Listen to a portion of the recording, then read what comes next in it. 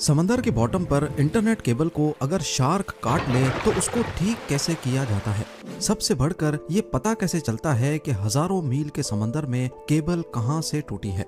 इस वीडियो से लेकर पूरा यूट्यूब, टिकटॉक, इंस्टाग्राम और यहाँ तक के पूरा ग्लोबल टेक सिस्टम ही आजकल इंटरनेट के जरिए एक दूसरे से जुड़ा हुआ है और पूरे इंटरनेट का 99% ट्रैफिक समंदर के बॉटम पे मौजूद छुपी हुई केबल्स के सहारे गुजरता है। एक ऐसा ट्रैफिक का हाईवे जिसे हम रोजाना इस्तेमाल तो करते हैं लेकिन देख नहीं सकते। ज़ेम टीवी की वीडियोस में एक बार फिर से खुशामदीद। नाज़रीन, अंडर सी केबल्स का नेटवर्क इतना बड़ा है कि वो तमाम कॉन्टिनेंट्स को आपस में जोड़े हुए है। ये केबल्स ज्यादा से ज्यादा 8000 मीटर की गहराई में बिछाई गई हैं, जहां प्रेशर 5300 kg पर स्क्वायर इंच जितना होता है। ये ऐसा ही है जैसे इंसानी पाँव की सबसे छोटी उंगली पर एक अफ्रीकन हाथी जितना वजन डाल दिया जाए। इतने ज्यादा प्रेशर में अंडर सी केबल्स का सबसे छोटा हिस्सा अजरबैजान से तुर्कमानिस्तान के बीच ब्लैक सी के नीचे से गुजर रहा है, जिसकी लंबाई करीब 300 किलोमीटर है और सबसे बड़ा हिस्सा 6600 किलोमीटर लंबा है, जिसको मरिया केबल का नाम दिया गया है। ये अमेरिका में वर्जीनिया बीच से शुरू होकर अटलांटिक ओशन की अंधेरी गहराइयों से होकर स्पेन के बिलबाओ पर आकर खत्म होती है। बात की जाए दुनिया के तमाम समंदरों में बिछाई जाने वाली केबल्स की, तो कुल मिलाकर इन सब की लंबाई 14 लाख किलोमीटर से भी ज्यादा है। इतनी ज्यादा कि अगर इन केबल्स को हमारे सोलर सिस्टम के तमाम प्लैनेट्स और उनके मून्स के गिर्द लपेटा जाए तो फिर भी इतनी केबल बच जाएगी कि वो अर्थ का दोबारा से एक गोल चक्कर लगा सके। अब जाहिर है इतनी लंबी केबल्स, वो भी समंदर में 8000 मीटर की गहराई में बिछाना कोई हल्का काम तो नहीं है। सिर्फ 1 किलोमीटर सबमरीन केबल को बिछाने में ज्यादा से ज्यादा 25 लाख US का खर्चा आता है। तो अब आप खुद अंदाजा लगा लें कि 14 लाख किलोमीटर केबल बिछाने में कितना खर्चा आया होगा। पर आखिर इतना सब कुछ करने की जरूरत ही क्या थी, जब आज के दौर में यही काम सैटेलाइट्स की मदद लेकर पूरी दुनिया को वायरलेसली आपस में कनेक्ट रखा जा सकता है। असल में देखा जाए तो पूरी दुनिया में 493 सबमरीन केबल्स मौजूद हैं। हर एक केबल 4000 टेराबिट्स का डाटा झेल सकती है, वो भी सिर्फ 1 सेकंड में। इसको यूं समझ लें कि सिर्फ एक केबल पर 8 करोड़ लोग 4K मूवी एक साथ स्ट्रीम कर सकते हैं और ऐसी 493 केबल्स हैं। इसके बरक्स यही काम अगर सैटेलाइट करेगी तो एक सैटेलाइट पर वही 4K मूवी सिर्फ 24,000 लोग एक साथ देख पाएंगे। अब लोगों की डिमांड्स पूरी करने के लिए होगा ये कि ज्यादा से ज्यादा सैटेलाइट्स इंस्टॉल करनी पड़ेंगी, जिसमें खर्चा भी ज्यादा होगा और मेंटेनेंस भी। सबमरीन केबल के मुकाबले में सैटेलाइट की मेंटेनेंस ज्यादा कॉस्टली भी है और मुश्किल भी, और अगर किसी वजह से सैटेलाइट में मेजर फॉल्ट आ जाए तो उसको रिप्लेस करने में 40 करोड़ US का खर्चा बर्दाश्त करना होगा।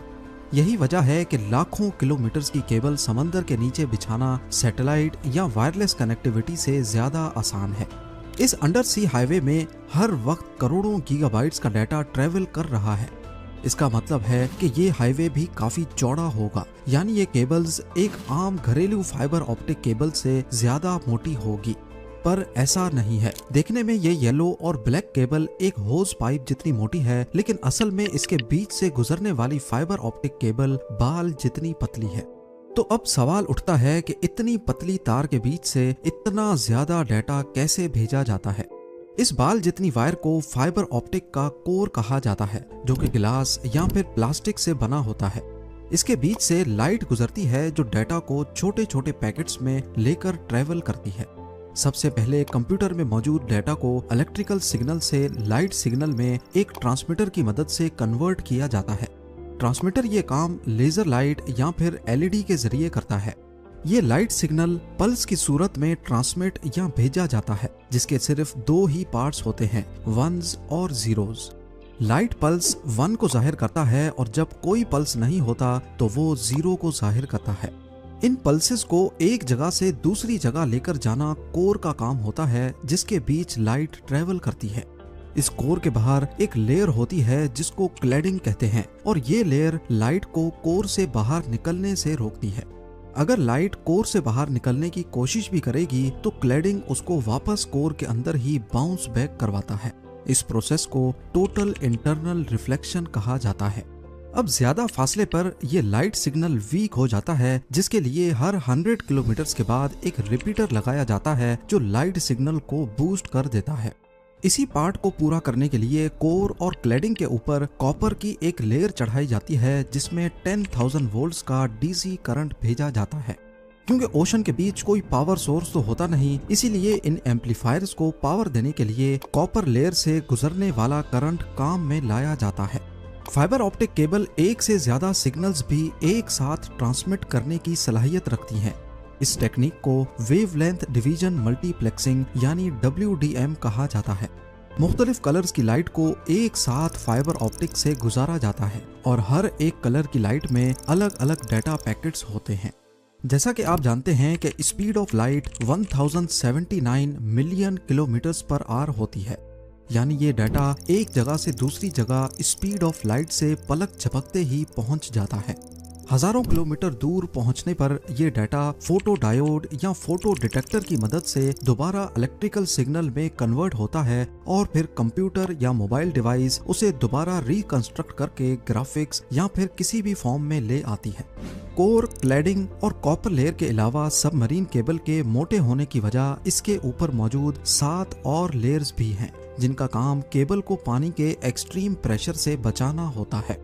लेकिन इसके बावजूद भी ये केबल अर्थक्वेक्स, शार्क अटैक्स और समंदर के अंदर ही वोल्केनिक एरप्शन से डैमेज हो जाती हैं। लेकिन सबमरीन केबल के डैमेज होने की सबसे बड़ी वजह फिशिंग होती है। कुछ वेसल्स समंदर के बॉटम पे रहने वाली मछलियों का शिकार इस ट्रॉल डोर से करते हैं, जिसके साथ एक रस्सी लगी होती है जो सीधा वेसल से कनेक्टेड होती है। इस ट्रॉल डोर को बॉटम तक भेजकर इसे ओशन फ्लोर पे घसीटा जाता है और फिर मछलियां इसमें फंसती चली जाती हैं। जब ये ट्रॉल डोर गलती से सबमरीन केबल की जगह पर फेंक दिया जाए तो घसीटने की वजह से केबल को बहुत नुकसान होता है। अब यहाँ आप सबके जहन में एक ही सवाल आ रहा होगा कि इतने वसी और बयाबान समंदर के बॉटम में अगर सबमरीन केबल डैमेज हो जाएं तो फिर इनको ठीक कैसे किया जाता है। ठीक करना तो बात की बात है, लेकिन सबसे पहले हजारों किलोमीटर की वायर कहां से डैमेज हुई है वो लोकेशन पिन पॉइंट कैसे की जाती है। आपको यहाँ बताते चलें कि आजकल की मॉडर्न सबमरीन केबल्स 1 इंच मोटी होती हैं और 1 किलोमीटर वायर का वजन करीब 1400 kg होता है, यानी एक सेडान गाड़ी जितना। समंदर में इंस्टॉलेशन के लिए ऐसी हजारों किलोमीटर वायर वन पीस में समंदर के बॉटम पे स्पेशल शिप्स की मदद से इंस्टॉल की जाती हैं। पूरी रिसर्च के बाद जब एक खास एरिया चुना जाता है तो वायर के बड़े बड़े रोल्स शिप में लाद कर उस लोकेशन पर लाए जाते हैं और एक स्पेशल रोबोटिक मशीन जो समंदर के फ्लोर पे चलने की सलाहियत रखती है, उसको इस्तेमाल करके 1 मीटर तक फ्लोर खोदा जाता है और साथ साथ उसमें केबल बिछाई जाती है। ये काफी आहिस्ता चलने वाला काम होता है, जिसे बड़ी एहतियात से करना बहुत जरूरी है। एक अंदाजे के मुताबिक यूएस और यूरोप के बीच बिछाई जाने वाली 6600 किलोमीटर की वायर को इंस्टॉल करने में करीब 2 साल का वक्त लगा था। जब एक वेसल में रखी वायर खत्म हो जाए तो केबल से भरी दूसरी वेसल मंगाई जाती है और पहली वायर का कोना नई वायर के साथ कनेक्ट करके बिछाने का काम आगे बढ़ाया जाता है। इस पूरे काम में सबसे बड़ी रुकावट मौसम पैदा करता है। अटलांटिक ओशन में साल के 365 दिन तेज हवाओं का सिलसिला मौजूद होता है और ये हवाएं कब समंदरी तूफान की शक्ल इख्तियार कर लें, इनको कोई भी नहीं रोक सकता। इसके अलावा अटलांटिक ओशन में अक्सर औकात कैटेगरी 1 का हरिकेन मौजूद होता है। इस वक्त भी जब मैं वीडियो के लिए रिसर्च कर रहा हूँ तो अटलांटिक ओशन में कैटेगरी 1 का हरिकेन मौजूद है, जो फोरकास्ट के हिसाब से 23 अगस्त को आयरलैंड के साहिल पे पहुंचेगा। हरिकेन्स या तेज तूफान की वजह से कई दिन तक इंस्टॉलेशन का काम वहीं पॉज कर दिया जाता है जब तक मौसम क्लियर ना हो। अब जब इंस्टॉलेशन का काम ही इतना मुश्किल है तो सोचें रिपेयर का काम कितना मुश्किल होगा। सबमरीन केबल के दोनों एंड पॉइंट्स पर डाटा सेंटर्स होते हैं जो केबल की एक्टिविटी को 24/7 मॉनिटर करते हैं। जैसे ही दोनों का कनेक्शन टूट जाता है तो इसका एक ही मतलब है कि समंदर के बीच केबल टूट गई है। हजारों किलोमीटर की वायर एग्जैक्टली कहां से डैमेज हुई है ये पता लगाने के लिए एक खास डिवाइस यूज होती है जिसे ऑप्टिकल टाइम डोमेन रिफ्लेक्टोमीटर कहा जाता है। ये डिवाइस दोनों एंड से एक लाइट पल्स भेजती है और क्योंकि केबल टूटी हुई है तो वो लाइट पल्स बाउंस करके वापस आ जाती है। वापस आने वाला पल्स कितनी देर में वापस आया और सिग्नल की मजबूती कितनी बची है, इससे अंदाजा लगाया जाता है कि एग्जैक्टली कितने किलोमीटर्स के बाद केबल में डैमेज है। यही प्रोसेस दोनों एंड से किया जाता है और वेरीफाई किया जाता है कि दोनों की लोकेशन एक ही है कि नहीं।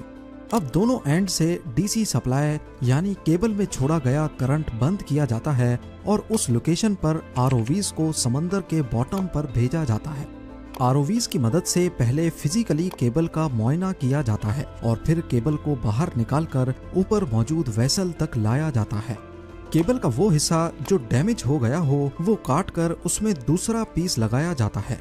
फाइबर ऑप्टिक का कोर क्योंकि ग्लास का बना होता है, इसीलिए ये काम काफी एहतियात से करना होता है ताकि एक ग्लास दूसरे के साथ वैसे ही जुड़ जाए जैसे वन पीस में था। इस प्रोसेस को स्प्लाइसिंग कहा जाता है। अगर केबल कम पड़ रही हो या समंदर का बॉटम काफी ज्यादा नीचे हो तो पहले एक हिस्से को ऊपर उठाया जाता है, उसमें दूसरी एक्स्ट्रा वायर जोड़कर दोबारा नीचे बिछा दिया जाता है। फिर यही प्रोसेस टूटी हुई वायर के दूसरे एंड पे भी किया जाता है। सबमरीन फाइबर ऑप्टिक केबल के फायदे, ये काम कैसे करती है, इंस्टॉलेशन और रिपेयर के बारे में शायद आपके कई सवालों का जवाब मिल चुका होगा।